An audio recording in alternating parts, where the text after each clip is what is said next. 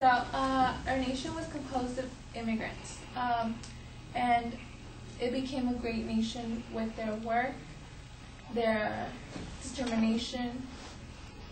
If we don't allow young illegal immigrants to pursue higher education, by this we are depriving our nation of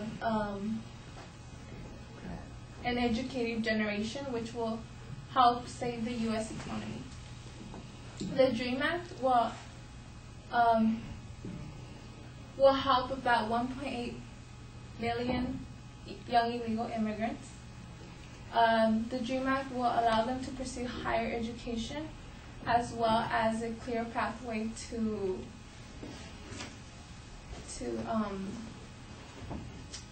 legalizing their becoming legal citizens. Okay, the DREAM Act, there are a couple of requirements to the DREAM Act. It's not the same as amnesty. The DREAM Act, in order to be eligible to the DREAM Act, your parents have to bring you prior to your 16th birthday. Also, you would have to been here 5 years prior to the DREAM Act passing, and you are required to have a high school diploma or a GED. Of course, there are other requirements to this, to the DREAM Act. So, in this speech, I will argue why the DREAM Act should be passed at a federal level. First, I will argue that that not passing the DREAM Act is harming our economy. Second, I will argue that the DREAM Act will save our economy. And third, I will argue that the DREAM Act does not reward illegal behavior. So, according to Albert Ewing, who is a senior researcher in the immigration policy in Washington, D.C., he states that the DREAM Act will allow these young illegal immigrants to pursue higher education, which will allow them to pursue a higher earning paying job. This will translate to higher tax revenues, and which would flow to federal, state, and local government.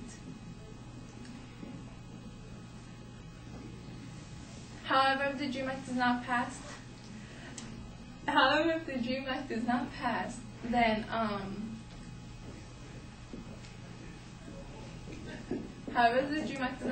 we are depriving these young illegal immigrants from pursuing higher education.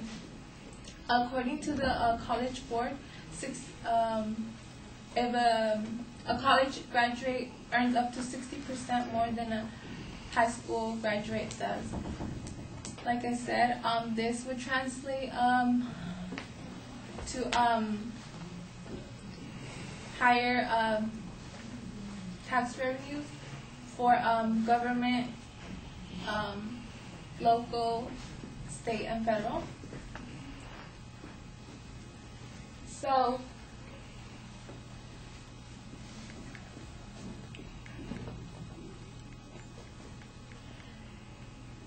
okay, according to the non-partisan congressional budget, the DREAM Act will cut about $1.4 billion in the deficit, and would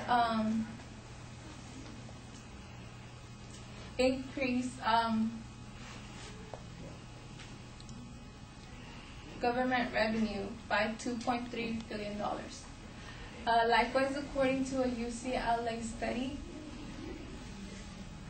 if the DREAM Act were passed, this would increase about $1.4 to $3.6 trillion in tax revenue. So, by allowing these illegal immigrants to pursue higher education and allowing them to pursue higher earning jobs, we would only be helping our economy with tax revenues and cutting our deficit. So, however, my opponent, Mark Krikorian, who is a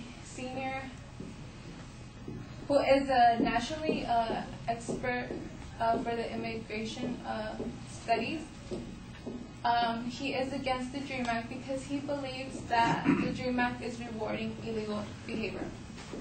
However, this is completely wrong because, as mentioned earlier, the DREAM Act is not a form of amnesty. They do have to follow requirements, and they have to go through a rigorous and lengthy process. And they have to prove basically that they're good citizens, that and also these young illegal immigrants, most of them were brought here at an age in which they had no choice. Their parents made the decision for them. They couldn't speak up and say, I don't want to come to this country. So it wasn't their fault. So to conclude in this speech, I have argued why the DREAM Act should be passed at the federal level, as well as I've argued that the DREAM Act harms the U.S. economy. That if the DREAM Act were passed, it would help the U.S. economy. And I have told you why my opponent, Mark Krikorian, is completely wrong.